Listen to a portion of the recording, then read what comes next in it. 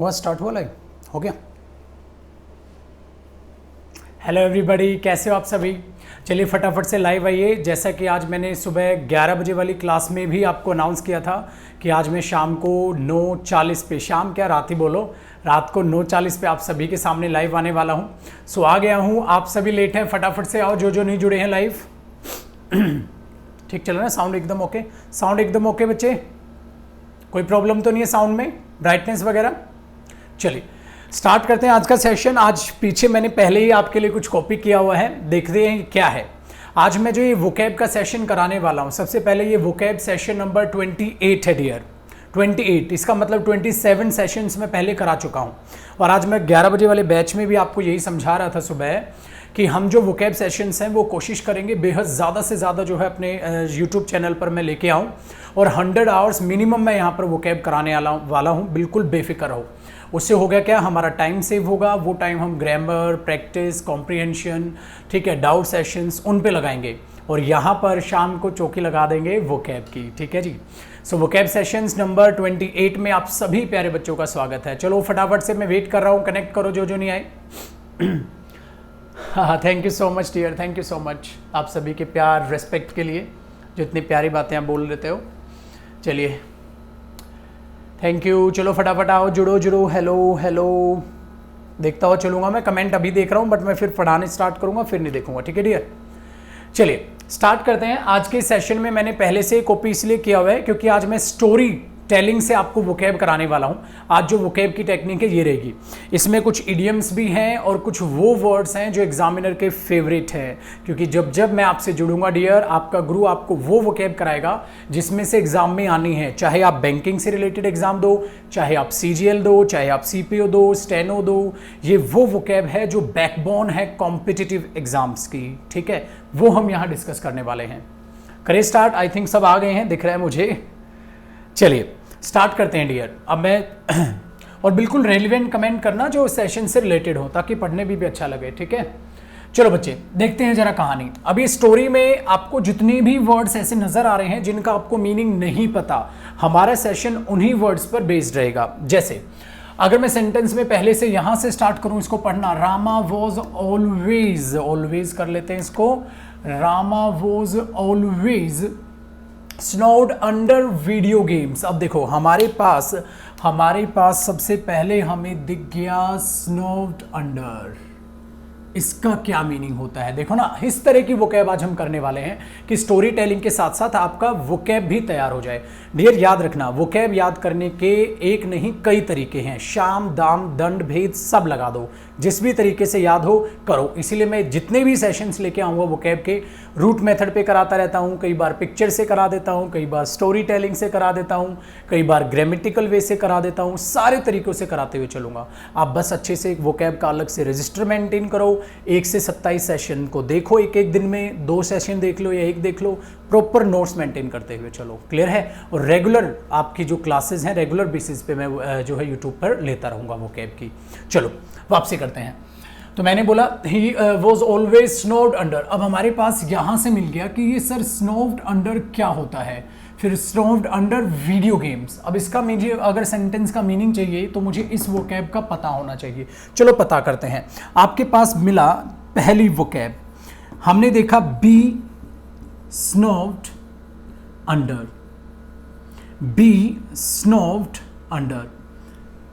अब इसका मीनिंग क्या होता है, जिन जिन बच्चों को पता है वो कमेंट करते चले डियर, साथ साथ अगर आपको नहीं पता है तो ठीक है, अगर पता है ना आंसर जरा भी आसपास है, जो भी आपको लगता है वो कमेंट करते रहो ताकि मैं देखूं भी तो ठीक लगे। अगर आप गलत है तो गलत है, नहीं ठीक है तो ठीक है।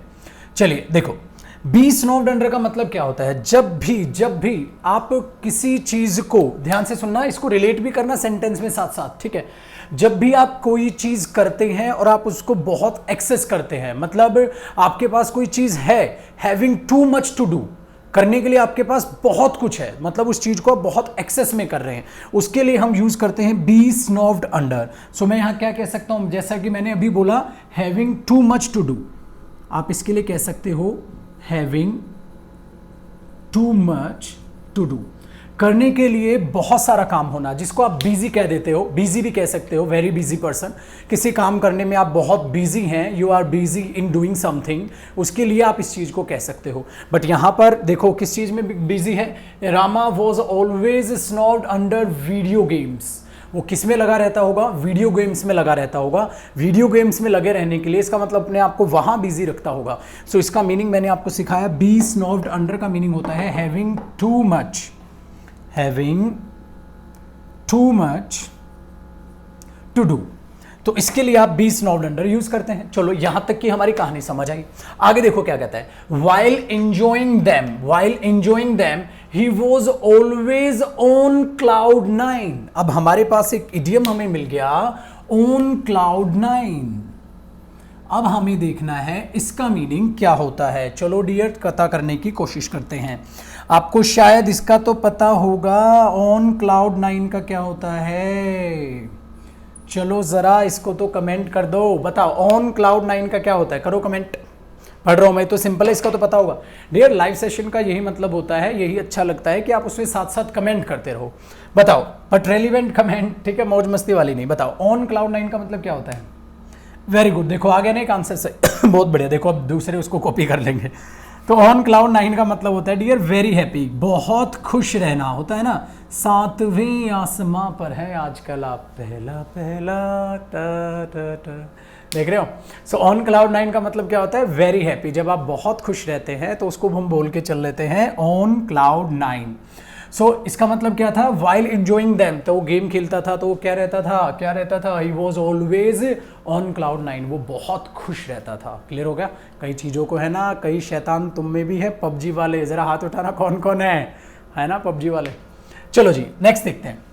आगे लिखा है he was fit as fiddle. अब एक और हमें यहाँ पर मीनिंग में दिखा, फिट एज फिडल, ठीक है ना। He was fit as fiddle कहाँ लिखें, एक काम करो, ये दो तो आप सिंपल स्क्रीनशॉट ले ही लोगे, ठीक है। इन दोनों का स्क्रीनशॉट ले लेना, वीडियो आपके पास सेव रहनी है। मैं थर्ड वोकैब पे आ जाता हूँ, नीचे से ही हटाता रहूँगा मैं वोकैब का, वीडियो आपके पास सेव है। और साथ साथ अगर आपको कॉपी करना है मीनिंग्स तो आप कर सकते हैं, ठीक है। और स्टोरी में भी ज़्यादातर सेंटेंस नहीं डियर, इनको भी कॉपी रख के चलना, ठीक है। पीडीएफ का इंतजार मत करना, इन चीज़ों छोटी छोटी चीज़ों के लिए हाथ से लिखोगे बेहतर याद होगी मेरे भाई। चलो अब बात करते हैं, मैंने कहा यहां पर है ऑन क्लाउड 9 के बाद he was fit as fiddle, ठीक है। अब इस इडियम का मतलब क्या होता है, थर्ड वोकैब आज की हमारी होगी फिट एज फिडल। इसका मतलब होता है वेरी हेल्दी, वेरी हेल्दी। जब आप एकदम फिट एंड फाइन होते हैं, ठीक है। कौन कौन है आप में से फिट, एकदम फिट एंड फाइन होते हैं, तो इसके लिए आप बोल देते हैं, मैंने जो आपको बोला you are fit as fiddle. Clear हो गया ना। इसका मतलब यू आर वेरी फिट या यू आर वेरी हेल्दी। तो वेरी हेल्दी के लिए हम यूज करते हैं फिट एज फिडल। तो ये डियर होंगी हमारी थर्ड नंबर की वोकैब। आसान है, आज तक फास्ट तो नहीं लग रहा, बता देना। चलो कमेंट करते रहना आप, मैं स्क्रीन पे देखता रहूंगा। फास्ट तो नहीं लग रहा किसी को, डन है। चलो आगे। अब हमने देखा, आगे इसको पढ़ाया, यहाँ तक की कहानी भी आपको समझ आ रही है मैं क्या कहने की कोशिश कर रहा हूँ, तो इसलिए मैंने इन सेंटेंसेस को जोड़ने की कोशिश की है। नेक्स्ट देखो, he was a man of great, he was a man of great stature. अब हमें इसका मीनिंग देखना है सर, हमें इसके मीनिंग में आएगी प्रॉब्लम। सो समझते हैं जरा इसका मीनिंग अपने आप में क्या निकलेगा। अब मैं यहां कह रहे हैं हम, he was a man of great stature. किस किस ने सुना है स्टैचर, बताओ किस किस ने सुना है। आंसर करते रहना, अगर जिसको मीनिंग पता है वो आंसर करते रहना। देखो स्टैचर का जो मतलब होता है, सबसे पहले एक बात पता करने की ये कोशिश करो डियर कि यहां पर अपने आप में स्टैचर क्या होगा, पार्ट्स ऑफ स्पीच में क्या होगा, इस बात पे भी थोड़ा गौर करना। देखो आपको ये पता है जो ग्रेट होता है वो एडजेक्टिव होता है।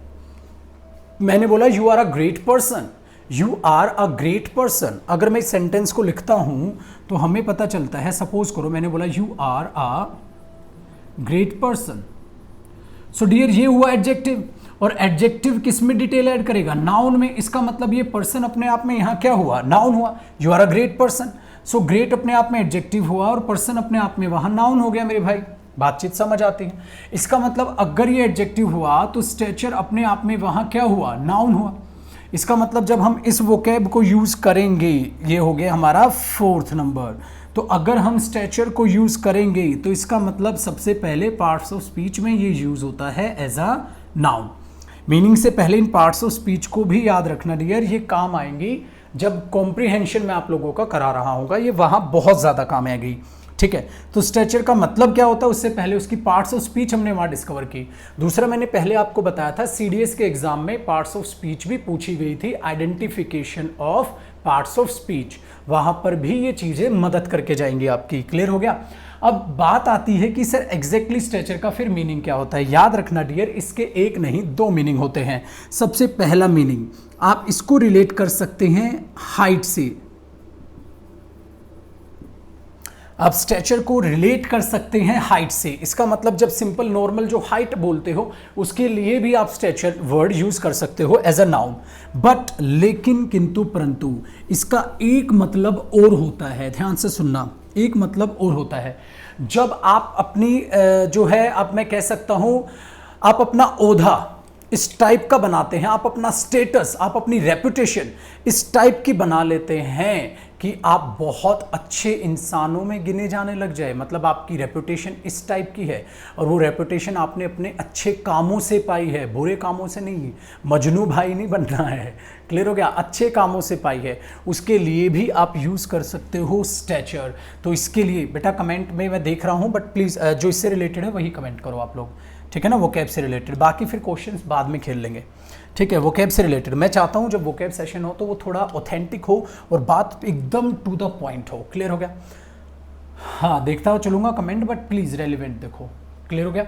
सो मैं कहने वाला हूं यहां इंपॉर्टेंस आपकी है या रेपुटेशन है, बट आपकी वो एबिलिटीज के दम पर है, आपके वो कामों के दम पर है। सो स्टैचर का जो सेकेंड मीनिंग आ जाएगा वो आ जाएगा इंपॉर्टेंस और रेपुटेशन। इंपॉर्टेंस और रेपुटेशन मैं नीचे लिख देता हूं यहां, गेन्ड बाय योर एबिलिटीज। आपने अपनी इंपॉर्टेंस, अपनी रेपुटेशन, ठीक है, गेन की है, पर आपके दम पर। आपके दम पर से मतलब है डियर आपके एबिलिटीज़ पे दम पर। आपने जो एबिलिटीज़ हैं, आप में जो काबिलियत है, उसके दम पर आपने अपनी रेपुटेशन को बिल्डअप किया है, उसके लिए भी यूज़ किया जाता है स्टैचर। तो आपने अपना ओहदा अच्छे कामों से, अपनी एबिलिटीज़ के दम पर वहाँ पर गेन किया है, उसके लिए भी ये बोलते हैं। तो गेन बाय योर एबिलिटीज़, आप कह सकते हो गेन बाय योर एबिलिटीज़ या गेन बाय योर अचीवमेंट्स, ये भी कह सकते हो। और अचीवमेंट्स आप लिख लेना, जगह नहीं है। इंपॉर्टेंस और reputation, gain by your abilities और अचीवमेंट्स, आपने जो अचीव किया है उससे, और आपने मैं लिख ही देता हूं यहां पर, ये लिखना अचीवमेंट्स, ठीक है, उसे कंप्लीट लिख लेना। इस तरीके से स्टैचर वर्ड यूज किया जाता है। तो मेरी भाई कितने वर्ड हुए अभी तक? 4। पहले में मैंने क्या दिखाया? Snowed under, be snowed under, इसका मतलब क्या बताया था? Having too much to do, ठीक है। और क्या बताया? सेकंड पढ़ो जरा, ऑन क्लाउड 9, ऑन क्लाउड 9, 7वें आसमान पर, मतलब बहुत खुश, ठीक है। नेक्स्ट देखो, फिर मैंने बोला फिट एज फिडल, का मतलब क्या आया था? एकदम वेरी हेल्दी। फिर मैंने बोला डियर स्टैचर का मतलब एक नहीं कितने होते हैं? 2। एक तो किससे रिलेट किया जाता है? हाइट से। फिर दूसरा आपका स्टेटस, आपकी रेपुटेशन, आपकी इंपॉर्टेंस जो आपने हासिल की है अपनी एबिलिटीज से, अपनी अचीवमेंट से, उसको बोलते हैं। मैंने बोला आपका बड़ा अच्छा ओहदा है, हिंदी में बोलते हैं ना से, आपका बड़ा अच्छा ओहदा है। तो स्टैचर का मतलब हो जाता है योर रेपुटेशन और your importance gain by your achievements और बाय योर एबिलिटीज, उसके लिए ये वर्ड यूज़ किया जाता है। इसलिए बच्चे जब भी मैं vocab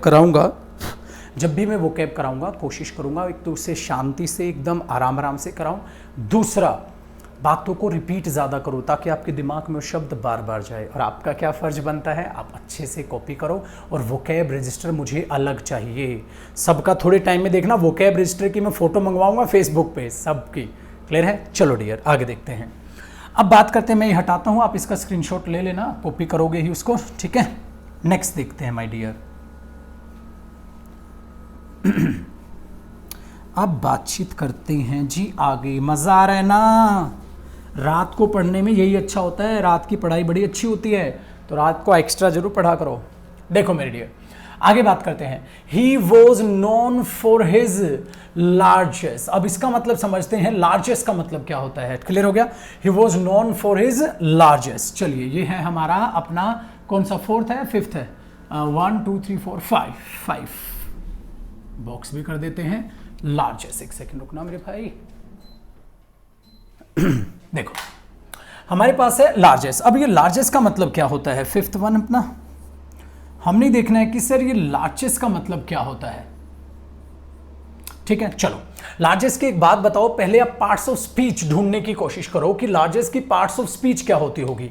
he was known for his largest. एक बात बताओ, अगर मैं बोल दूं he has his car, he has his car. अब देखो हिज कार, तो कार अपने आप में क्या हुआ, नाउन। तो इसको आप डेटरमिनर भी बोल के चल सकते हैं, या आप इसको एडजेक्टिव भी बोल सकते हैं, एडजेक्टिव भी बोलकर चल सकते हैं। एडजेक्टिव कैसे बोलोगे, पॉजेसिव एडजेक्टिव बोल दो या पॉजेसिव डेटरमिनर बोल दो। Dear, determiner is the part of adjective, ये बात मैंने पढ़ा रखी है आपको, इसलिए याद रखो अगर ये एडजेक्टिव है तो आने वाली चीज उसके बाद क्या हुई, नाउन। इसका मतलब जो वहां पर हिज यूज कर रखा है, या तो आप उसको डेटरमिनर बोल के चल लो या आप उसको एडजेक्टिव बोल के चल लो। अगर इसके बाद की बात करूंगा तो आने वाली चीज अपने आप में एडजेक्टिव के बाद क्या हुई, नाउन। इसका मतलब जो लार्जेस्ट होता है वो अपने आप में पार्ट्स ऑफ स्पीच में क्या होता है, नाउन। क्लियर हो गया। चलिए अब इसका मीनिंग क्या होता है, याद रखना डियर, लार्जेस्ट के भी आप एक नहीं दो तरीके से मीनिंग रिलेट करते हो, फर्स्ट मीनिंग और सेकंड मीनिंग। याद रखना लार्जेस्ट का एक मतलब होता है जेनरस होना। जेनरस आप जानते हो ना, दयालु होना, काइंडनेस होना, दयालुता को बोलते हैं, काइंडनेस को बोलते हैं। और इसके लिए मैंने एक वर्ड आपको कराया था, जेनरस। जेनरस मैंने बताया था ना कि आप जेनरस पर्सन कौन सा होता है, जेनरस पर्सन वो होता है जो दयालु हो। अल्ट्रिस्टिक वर्ड आपको याद होगा। सो जेनरस के लिए आप इसको बोल सकते हो, जेनरसिटी भी बोल सकते हो, जेनरसिटी भी बोल सकते हो, दयालुता। क्लियर हो गया ना। सो वो किसके लिए फेमस था, उसकी काइंडनेस के लिए। क्लियर हो गया। और जेनरसिटी के लिए वो फेमस था। मैंने एक वर्ड इसमें एक एडजेक्टिव कराया था ना, अल्ट्रिस्टिक पर्सन, दयालु पर्सन, सोनू सूद वाला जो एग्जांपल लिया था हमने। क्लियर है, उसके लिए भी आप इसको यूज कर सकते हो। तो काइंडनेस होना, ठीक है, या जेनरस होना पर्सन का, उसके लिए बोलते हैं लार्जेस्ट। इसका मतलब he was known for his largest, वो अपनी दयालुता के लिए जाना जाता था। ठीक है जी। चलो माय डियर, बात करते हैं दूसरा। तो सर दूसरा क्या हुआ, इस दूसरे का क्या मतलब आएगा, ध्यान से सुनना। जब आप किसी को मनी या गिफ्ट्स देते हैं, जब आप किसी को पैसा दें या गिफ्ट दें, बट आपका पर्पस क्या था, उसकी मदद करने का पर्पस था। आपने दया में आकर आपने बोला यार इस पर्सन को ज़रूरत है, मैं क्यों ना इसको सामान दे दूँ। सो जब आप कुछ गिफ्ट करते हैं, मनी करते हैं गिफ्ट, बट ये ऐसे गिफ्ट नहीं कि बर्थडे था तो बर्थडे गिफ्ट दे के आ गए, नहीं। आपका पर्पस था कि आपने उस पर दया की, आपने उसकी मदद करने के पर्पस से, दयालु वाले नेचर में आपने उसको कुछ गिफ्ट या मनी दिए। उसके लिए भी नाउन यूज़ किया जाता है। मतलब मनी या गिफ्ट्स की जगह आप लार्जेस्ट की तरह उस नाउन को यूज़ कर सकते हो। इसको इसके एक नहीं कितने मीनिंग रिलेट होंगे, दो। मेरे बच्चे जी दो मीनिंग रिलेट करना क्लोज टेस्ट में आपकी बेहद ज़्यादा मदद करेगा। क्लियर होगी ना जी बात। चलो मेरे भाई अब बातचीत करते हैं आगे। तो ये इतने वाले हो गए हमारे पास, 5 वोकैब हो गई जी। ठीक है, तो 5 नई चीज़ों का पता चला आपको। नेक्स्ट देखो डियर, अब कहते हैं हिज पर्सनैलिटी वॉज मैस्मेरिक। अब मैस्मेरिक इसको बेसिकली बोल लेते हैं, जे टाइप साउंड कर देते हैं, मैस्मेरिक की जगह मैस्मेरिक बोल देते हैं इसको। अब ये मैस्मेरिक का मतलब क्या होता है, पहली बात। दूसरा, मैस्मेरिक की पार्ट्स ऑफ स्पीच क्या हुई उसको भी पता करते हैं, और फिर इसके मीनिंग को भी पता करते हैं। देखो जी, हिज पर्सनैलिटी वॉज मैस्मेरिक, उसकी पर्सनैलिटी मैस्मेरिक थी। सो जैसे आपको नॉलेज होगी लिंकिंग वर्ब की, आपको नॉलेज होगी लिंकिंग वर्ब, अगर नहीं है तो कोई दिक्कत नहीं, शॉर्ट में बता देता हूं। मैंने बोला ही इज रिच, वो अमीर है। सो मेरे बच्चे ये रिच तो ही के बारे में ही बता रहे हैं, ही क्या है, रिच है। तो अगर ही रिच है तो एक सेकंड रुकना बच्चे, एक सेकंड रुकना। क्या वो लाइट डाउन जा रही है ना, एसी बार बार ऑफ हो रहा है। चलिए जी वापसी करते हैं, लाइट में आज थोड़ी सी प्रॉब्लम है। देखो ही इज रिच। अगर मैं बात करता हूं ही इज रिच तो मैं कहूंगा डियर ये एडजेक्टिव है, और आने वाली ये वर्ब लिंकिंग वर्ब है। अब ध्यान से सुनना, ये लिंकिंग वर्ब क्या होती है, शॉर्ट में बता देता हूं। लिंकिंग वर्ब होती है जो सब्जेक्ट को उसका कॉम्प्लीमेंट देती है। जैसे मैंने बोला यू आर स्मार्ट, क्लियर हो गया, यू आर स्मार्ट। तो अगर मैं इस तरीके से बोल रहा हूं यू आर रिच, तो आपको मैं रिच जो है एडजेक्टिव ही दे रहा हूं। सो लिंकिंग वर्ब वही होती है डियर जिनके बाद क्या यूज हो जाता है, एडजेक्टिव। वो एडजेक्टिव क्यों होता है, क्योंकि वो जो आने वाला सब्जेक्ट नाउन या प्रोनाउन जो होता है उसके बारे में खासियत बता रहा होता है। क्लियर हो गया ना, उसके बारे में ही बात कर रहा होता है। तो एक बात बताओ, मैंने यूज किया हिज पर्सनैलिटी वॉज, उसकी पर्सनैलिटी कैसी थी, कैसी थी उसकी पर्सनैलिटी। सो एक बात बताओ, पर्सनैलिटी नाउन है क्योंकि हिज वही डियर, देखो यहाँ डिटरमिनर या एडजेक्टिव है तो उसके बाद क्या है, नाउन। तो ये एडजेक्टिव या डिटरमिनर है तो इसके बाद ये क्या हुआ, नाउन। तो इस नाउन की खासियत कौन बता रहा है, मेजमेरिक। मेजमेरिक इसके बारे में बात कर रहा है तो ये क्या हुआ, एडजेक्टिव। इसका मतलब इसकी पार्ट्स ऑफ स्पीच अपने आप में क्या हुई, एडजेक्टिव। क्लियर हो गया ना, ये अपना डिटरमिनर बोला हमने, इसके बाद ये नाउन हुआ, और पर्सनैलिटी कैसी थी तो ये इस पर्सनैलिटी के बारे में बात कर रहा है। पर्सनैलिटी अपने आप में नाउन है डियर, नाउन के बारे में जो बात करे क्या होता है, एडजेक्टिव। इसका मतलब मेजमेरिक जो वहाँ यूज़ हो रहा है वो होता है एज एन एडजेक्टिव यूज़। अब डिपेंड है कि इसका मीनिंग क्या होता है, मेजमेरिक का मीनिंग क्या होता है। देखो कई पर्सन की ऐसी पर्सनैलिटी होती है जिनको देखकर हमें लगता है वाओ ये पर्सन बहुत अट्रैक्टिव है। क्लियर हो गया ना, कई पर्सन की ऐसी पर्सनैलिटी होती है बंदे को देख के लगता है हाँ यार बंदे में दम है, अट्रैक्टिव है, एकदम फिट होते हैं, फिट एंड फाइन। आप देखो उन चीज़ों को, एकदम फिट हैं, हेल्दी हैं, ठीक है, और उन्हें देख के लगता है कि अट्रैक्टिव उनकी लुक है, उसके लिए यूज़ किया जाता है मेजमेरिक। तो एक प्यारा सा वर्ड है, आपको रियल लाइफ में किसी के लिए यूज़ करना हो आपके काम आएगा। वोकैब को ऐसे मत याद करो, थोपो मत कि मुझे कोई एग्जाम निकालना है। Dear day to day life में भी इंग्लिश आपके काम की चीज़ है। क्लियर हो गया, मैं भी पढ़ाने में ध्यान दे रहा हूँ, कमेंट बिल्कुल नहीं देख रहा हूँ, नज़र जरूर मारता हूँ बट जो बताने लायक है उसको मैं कवर कर लेता हूँ, ठीक है ना डियर। चलो आप सुनते चलो, फ्लो टूटता है ना। आप सोचो मेरी जगह आके देखो, अब बार बार अगर आप टीचर हो बार बार आप कमेंट देखो फिर ये करो तो फ्लो खराब हो जाता है। क्लियर ना चलिए, तो हमने उस पर यूज़ किया, तो मेजमेरिक का मतलब हो गया अट्रैक्टिव होना। क्लियर हो गया, सो मेजमेरिक एज एन एडजेक्टिव आप यूज़ करोगे, और अट्रैक्टिव होना, अट्रैक्शन का मतलब एग्जैक्टली यही होता है, उसी के लिए तो हम ये यूज़ करते हैं। तो अट्रैक्टिव होना, उसी के लिए आप इस चीज़ को यूज़ कर सकते हो। क्लियर, सो अट्रैक्टिव आप लिख के चल सकते हो। सो अट्रैक्टिव, बस क्लियर, बस कमेंट ना करें। देखो लिखा ना, हाँ ये ठीक है बेटा। देखो अब ये टाइप की कमेंट में देख लेता हूँ, बच्चा कह रहा है सर चार्मिंग बोल सकते हैं, बिल्कुल बोल सकते हो, चार्मिंग बोल सकते हो। क्लियर हो गया, ये चीज़ यहाँ है। दूसरा मेजमेरिक, ऐसा आप कह सकते हो जैसे मेजमेरिक, कई बार ये वर्ड, ये तो आपने पर्सन की पर्सनैलिटी के लिए यूज़ कर लिया, कई बार हम ये वर्ड यूज़ कर लेते हैं पर्सन की पर्सनैलिटी नहीं, म्यूज़िक के लिए। म्यूज़िक मतलब जब कई बार ऐसा होता है ना, बड़ा प्यारा गाना चल रहा होता है, ओ सस्ते आशिकों, पुराने आशिकी वाले गाने नहीं होता है ना, इनके ऊपर अरिजीत सिंह के गाने और पड़ोसी के ताने इन पे फिट बैठते हैं, वो वाले नहीं। म्यूज़िक चल रहा होता है बहुत अच्छा, और जब म्यूज़िक में आप खो रहे होते हैं ना तो आप अपने आप को भी भूल जाते हैं, बाकी सब चीज़ें भूल जाते हैं, उस म्यूज़िक में खो जाते हैं ना। पहला पहला सुन रहे हो, चलो वापसी आओ, गाना वाना नहीं। सो उसके लिए आप मेजमेरिक भी यूज़ कर सकते हैं। इसका मतलब आपको आपकी अटेंशन इतनी ज़्यादा खींच लेना कि आप बाकी चीज़ों को भूल जाएं। सो इसको अगर मैं एक्सप्लेन करने की कोशिश करूं, ठीक है, कमेंट नहीं बेटा, ध्यान दो। अगर इसमें एक्सप्लेन करने की कोशिश करूं तो आप कह सकते हो मेकिंग यू। मेकिंग यू यहाँ ना, मेकिंग में यूज़ करूँगा पॉजिटिव वर्ब की तरह। बेटा पॉजिटिव वर्ब में पढ़ाऊँगा, अभी आया नहीं होगा, ठीक है, तो इसमें कंफ्यूज मत होना क्या बोल रहा हूँ। Making you give your attention, making you give your attention हो गया ना, मतलब आपका ध्यान अपनी तरफ खींच लेगा, ये आपका सारा ध्यान उस तरफ है। So making you give your attention. Clear हो गया, मेक मतलब होता है पॉजिटिव वर्ब। सो इसलिए एक दो पजल हो जाएगा ना डियर कि डायरेक्ट सर वर्ब की फर्स्ट फॉर्म डायरेक्टली कैसे आ जाती है। सो ये पॉजिटिव वर्ब में मैं आपको पढ़ाऊंगा। सो इसका मीनिंग हो गया कि आपको इस तरीके से अट्रैक्शन करके आपकी सारी की सारी अटेंशन खींच लेता है। क्लियर हो गया, अगर आप इसको एक्सप्लेन करें ऐसे कर सकते हैं, making you give your attention so that you cannot think of anything else। Making you give your attention so that you can not think of anything else. इस तरीके से आपकी अटेंशन को खींच लेना क्योंकि बाकी चीज़ें आपको सोच विचार में आए ही ना। ये म्यूज़िक में कला है डियर।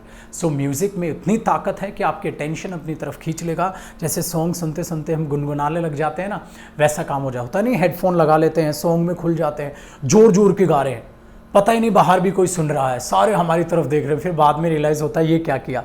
हुआ है ना, ऐसा कई बार होता है ना।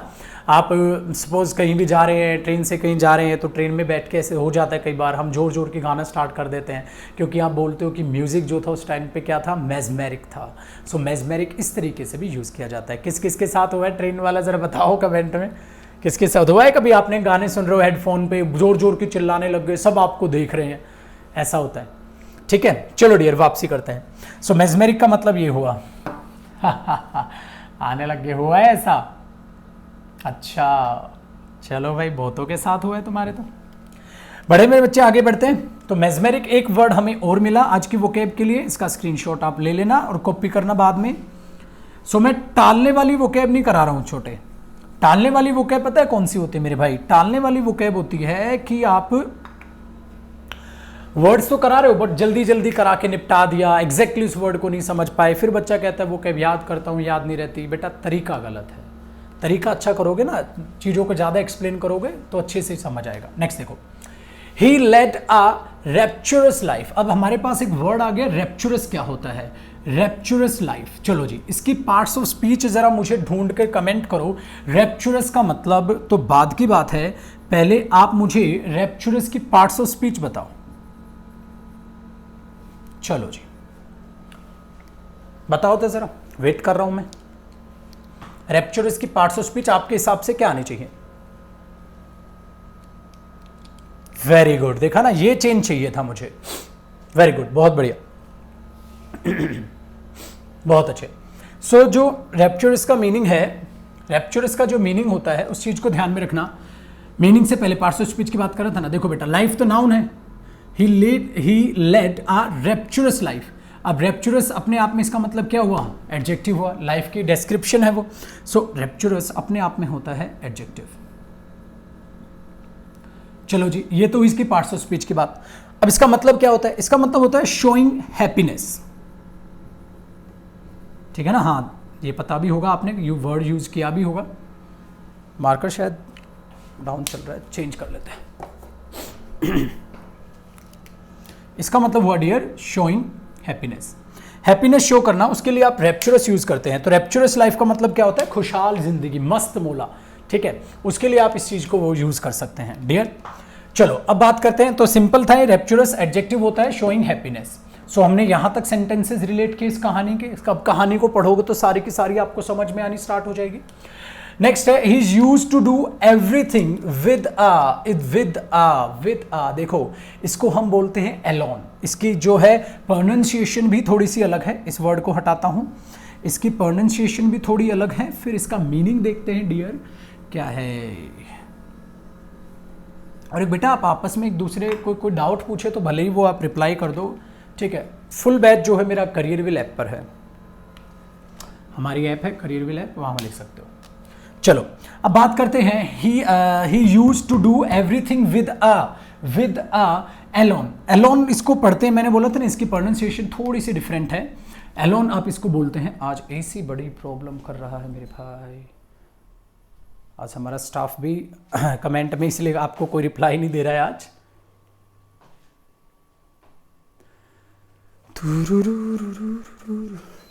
चलो रे, वापसी करते हैं।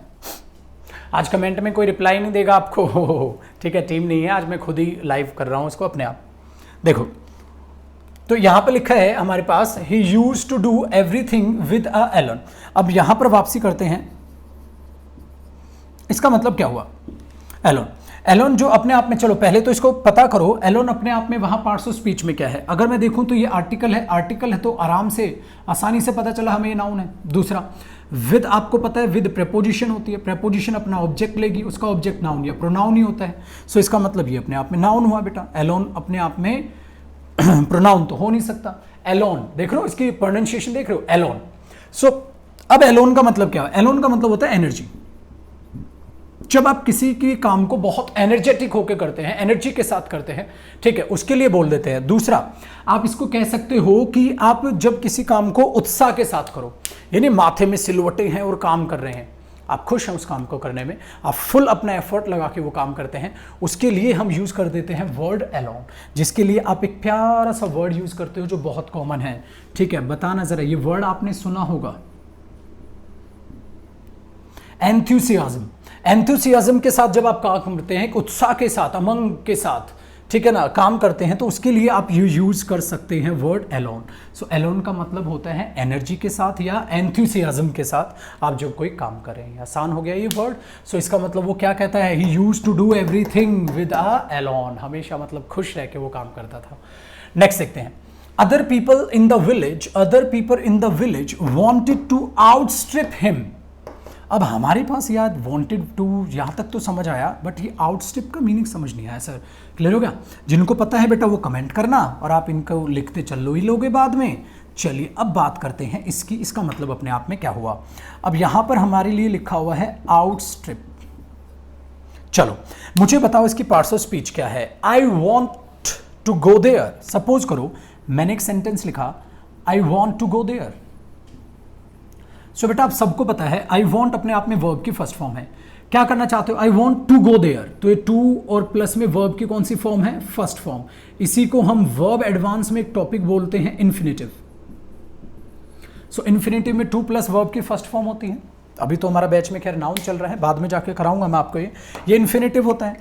तो इसी चीज को जरा यहां अप्लाई करके देखो, he used to do, he used to do, इसका मतलब ये भी वर्ब की फर्स्ट फॉर्म है यहाँ। चलो सर समझ आता है। वही चीज अब यहां अप्लाई करो, other people in the village wanted to outstrip. अगर ये टू आउटस्ट्रिप है तो ऐसे ही तो है ये, इसका मतलब यहां पर ये बनाने की कोशिश कर रहा है इन्फिनेटिव, और इन्फिनेटिव बनाना है तो इसको वर्ब की कौन सी फॉर्म है, फर्स्ट। इसका मतलब अपने आप में मेरे भाई बताओ तो जरा, आउटस्ट्रिप वहां पर किसकी तरह या काम कर रहा है, वर्ब की तरह। ठीक है, चलो अब सर इसके मीनिंग क्या है। इसके भी मीनिंग दो हैं, फर्स्ट सेकंड कर लेते हैं। ठीक है, अब क्या मीनिंग होता है ध्यान से सुनना। पहला इसका मीनिंग आप रिलेट करते हो टू बी और टू बिकम ग्रेटर, बट ये ग्रेटर किस में याद रखना डियर, इन अमाउंट में ग्रेटर। ठीक है, किसी भी चीज को आप अमाउंट में बढ़ा रहे हो, बनाने की कोशिश कर रहे हो और ज्यादा, उसके लिए। दूसरा, इसका दूसरा मीनिंग रिलेट करता है टू बी या टू बिकम ग्रेटर। अब किससे रिलेट करोगे, अमाउंट से नहीं, सक्सेस से रिलेट करोगे। कोई सक्सेसफुल पर्सन है, आप उससे ज्यादा सक्सेसफुल अपने आप को करना चाहते हैं, तो आप अपने आप को करना चाहते हैं आउटस्ट्रिप। इसका मतलब हमने यूज किया other people in the village wanted to outstrip him. इसका मतलब उससे ज्यादा आगे वो सक्सेसफुल होना चाहते थे, उससे ज्यादा सक्सेस पाना चाहते थे, उससे आगे सक्सीड करना चाहते थे। सो इस गांव के लोग जो थे बाकी, वो उससे आगे निकलना चाहते थे। इसके लिए आप आउटस्ट्रिप वर्ब यूज करते हो, तो अमाउंट में ज्यादा या सक्सेस में ज्यादा। इसलिए मैंने बोला इसका मीनिंग कितनी तरीके से रिलेट होता है, दो तरीके से। सिंपल हुआ ना, आउटस्ट्रिप का मीनिंग समझ आया। फास्ट तो नहीं चल रहा है सेशन, पक्का ना, समझ आ रहा है जी? कोई साउंड प्रॉब्लम बता देना, यहाँ से स्क्रीन से साउंड नहीं पता चलेगी, मैं कैमरे में देख लेता हूँ मेरे भाई। कोई भी साउंड प्रॉब्लम हो तो मुझे बता देना, ठीक है? अच्छे, ठीक है। देखो मेरे भाई, अब इसका स्क्रीनशॉट ले लेना। अब हम आगे बढ़ते हैं, आगे क्या है।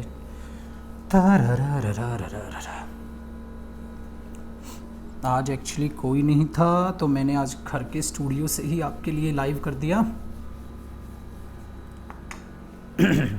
ठीक है, पक्का समझ आ रहा है? मस्ती मारते तुम कमेंट में, है मार खाना बुहार, सारी पिटाई करनी पड़ेगी तुम सबकी। बढ़े आगे मेरे भाई, चलो देखो जी।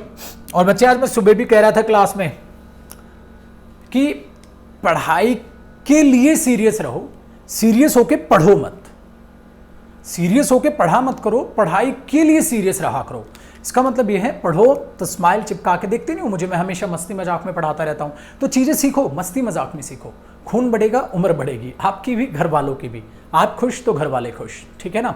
सो ये ध्यान दो। बच्चा क्या करता है ना, पढ़ते टाइम सीरियस हो जाता है, मेरे को पढ़ने दो, मेरे को पढ़ना, ऐसे पागल हो जाएगा। सीरियस लोग हॉस्पिटल में अच्छे लगते हैं, पढ़ाई के लिए सीरियस हो, मुझे पढ़ना है। पढ़ना कैसे भाई? मस्त होके पढ़ूंगा, मस्त मोला होके, मजाक मस्ती के साथ, तभी तो याद होगा। आप सिलोटे डाल के सीरियस बैठे हो, वो कैब कहाँ याद होगी? मस्त मोला। And try to use each and every word in your day to day life. अपनी डे टू डे लाइफ में इन सारे वर्ड्स को यूज करने की कोशिश करो आप, बेहद अच्छा होगा। सारे इस टाइप के वर्ड है ना, इसलिए मैं सेंटेंस मेकिंग के साथ सिखा रहा हूँ। ठीक है मेरे भाई? तो हंसो एक बार, स्माइल करो सब। ये वाली स्माइल लाइफ भर बरकरार रहनी चाहिए तुम्हारी। चलो देखते हैं आगे। कहता है but it seemed a mammoth. अब देखो, अब आ गया ना हमारे पास नया वर्ड। पार्ट्स ऑफ स्पीच तो आपको तुरंत पता चल गई। क्या अगर ये आर्टिकल तो आने वाला, ये अपने आप में मेरे भाई क्या बन गया? नाउन। इसका मतलब मैमथ्स का अपने आप में मीनिंग क्या होगा, उससे पहले मैं उसकी पार्ट्स ऑफ स्पीच जरूर बता गया। सो मैमथ अपने आप में होता है जी नाउन। ठीक है, अब इसका मीनिंग क्या है? देखो मेरे भाई, इसके भी दो मीनिंग है, इसके भी दो मीनिंग है। एक तो इसको बोल दिया जाता है हेयरी एलिफेंट। कई एलिफेंट नहीं होते जिनके हेयर होते हैं, बहुत ज़्यादा लंबे लंबे ना हेयर्स होते हैं। कार्टून की मूवीज़ में आपने देखी होगी। आइसेज एक मूवी थी, उसमें दिखाया गया था ऐसे टाइप का एक है एलिफेंट। आइसेज बहुत अच्छी मूवी है, देखना। उसमें इस मूवी में उसके बहुत सारे शायद पार्ट भी आए, बहुत सारे पार्ट्स आए उस मूवी के, उसमें दिखाया गया था। सो मैमथ जो होता है वो होता है एक एलिफेंट जिसके हेयरी एलिफेंट, बहुत सारे हेयर्स होते हैं उस एलिफेंट पे, उसको बोल दिया जाता है। तो एक मीनिंग तो मैमथ का हो गया हेयरी एलिफेंट। दूसरा क्या हुआ? दूसरा इसका मतलब इसी से आ जाएगा, कोई भी चीज़ जो बहुत ज़्यादा हो, बहुत ज़्यादा हो, तो आप उसके लिए बोल देते हो ह्यूज, बहुत ज़्यादा होना। या आप उसको कह सकते हो एक्सट्रीमली लार्ज। ठीक है, कमेंट पे ध्यान नहीं, कमेंट पे ध्यान नहीं। एक्सट्रीमली लार्ज आप बोल के चल लो, क्लियर हो गया। या आप उसको बोल दो ह्यूज, किसी भी चीज का बहुत ज्यादा होना। तो इसका मतलब देखो वहां पे क्या है? It seemed a mammoth task for them. इसका मतलब उनके लिए वो बहुत बड़ा काम था करने के लिए। तो वेरी डिफिकल्ट टू डू, बहुत बड़ा, टू डिफिकल्ट टू डू, इतना डिफिकल्ट है कि वो किया जाना बहुत ही मुश्किल है, उसके लिए आप मैमथ बोल सकते हो। सो मैमथ टास्क मतलब ह्यूज टास्क, एक्सट्रीमली लार्ज, बहुत बड़ा होना, बहुत बड़ा पहाड़ जैसा काम होना, उसके लिए आप ये वर्ड यूज़ कर सकते हो। सो मैमथ का एक नहीं, आपके पास दो मीनिंग हुए, एक ये भी यूज़ होता है, एक ये भी यूज़ होता है। दोनों याद रहेंगे, सिंपल है जी। चलिए, बट दोनों में अगर मैं एक डिफरेंस क्रिएट करने की कोशिश करूँ ना, तो ध्यान से सुनना, डिफरेंस क्या है? डिफरेंस कहाँ गया? देखो हमने गड़बड़ कर दी ना। डिफरेंस ये है, देखो डिफरेंस ये है, यहां से सुनो। डिफरेंस ये है डियर कि अगर मैं यहां देखूं आ मैमथ टास्क, इस पे ध्यान नहीं दिया। टास्क अपने आप में क्या हुआ? नाउन। अगर नाउन है तो यहां तो ये है एडजेक्टिव, नाउन नहीं। देखो इस पे ध्यान नहीं दिया ना, यहां है ये एडजेक्टिव। इसका मतलब इसके दो मीनिंग में ये कहने लग रहा था, अगर आप मैमथ को यूज करते हो नाउन की तरह तो उसका मीनिंग आ जाता है हेयरी एलिफेंट।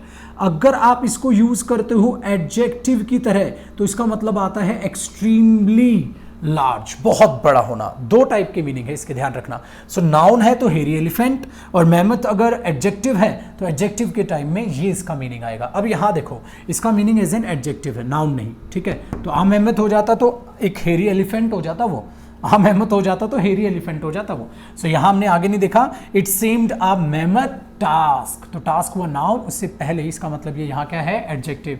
और ये किसके लिए है? आर्टिकल टास्क के लिए। ठीक है ना, a difficult task, a difficult task, तो टास्क हुआ वह नाउन और डिफिकल्ट हुआ एडजेक्टिव। क्लियर हुआ जी? सो मैमथ के एक नहीं, कितने मीनिंग हमारे पास? वापसी बताओ जरा। दो। नाउन के तौर पे डियर एक ये मीनिंग निकलेगा और एडजेक्टिव के तौर पे ये मीनिंग निकलेगा। आसान है, स्क्रीनशॉट लो जरा, फिर आगे बढ़ते हैं।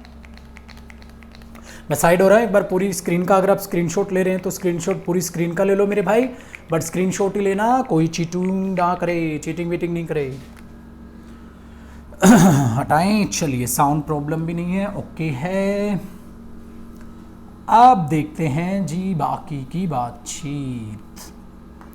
अब हमारे पास एक आ गया, He ascribed his success to his parents। अब देखो उसके बारे में मैंने एक सेंटेंस और लिख दिया, उसने ascribed किया अपनी सक्सेस को क्या? to his parents।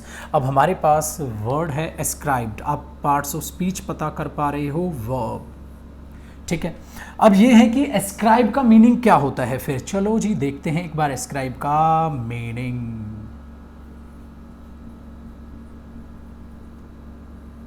देखो, अरे ये ए है, एस्क्राइब लिखा है, ये ए है ये स्टाइल वाला ये बना देता हूँ मैं। देखो, आप ए को ऐसे बना लो, आप ए को ऐसे बना लो, आप ए को सिंपल बना लो, आप ए को मेरे वाला जो मैं ये बनाता हूँ आप ये बना लो है ना, यही मस्ती है। तो आप कैसे भी लिख सकते हो स्टाइल में, ठीक है ना। मैं ऐसे लिख देता हूँ इसका एक बार मस्ती मजाक में। चलिए जी, तो अब एस्क्राइब का मतलब क्या हुआ? सबसे पहली बात तो ये डियर, जो एस्क्राइब है अपने आप में उसकी पार्ट्स ऑफ स्पीच हमारे पास क्या तैयार हुई? वर्ब। सो एस्क्राइब है वर्ब। एस्क्राइब करने का मतलब क्या होता है? ध्यान से सुनना। जब आप किसी को श्रेय देते हो, अब मैंने बोला भाई अपनी सफलता आपने पाई है, आप इसको क्या मानते हैं कि इसका कारण कौन रहा होगा आप सफल हुए? आपने बोला मेरे माँ बाप की वजह से मैं सफल हुआ। इसका मतलब आप क्रेडिट देना चाहते हो उसका अपने पेरेंट्स को, अपने माता पिता को। इसीलिए हमने वहाँ एस्क्राइब का मीनिंग जो है वो निकाल सकते हो क्रेडिट देना, पहली चीज। दूसरा आप कह सकते हो something is caused by something else. Something is caused by something else, कुछ हुआ बट किसी और की वजह से। इसीलिए इसमें आप कह सकते हो something is